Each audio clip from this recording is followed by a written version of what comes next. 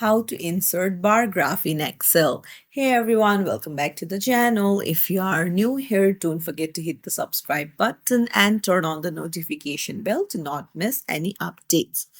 So do you have a certain table in your Excel and want to make a bar graph out of it? Then you're in the right place. Let's dive right in.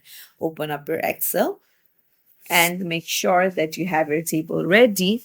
Now just select the table and then go to insert at the top menu, and you can see various charts here. Choose the chart of your choice. You can insert according to your wish, and you can see various options right at the top. You can even change colors if you want to. So that's how it works.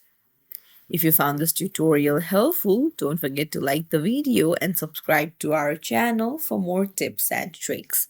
Thank you for watching.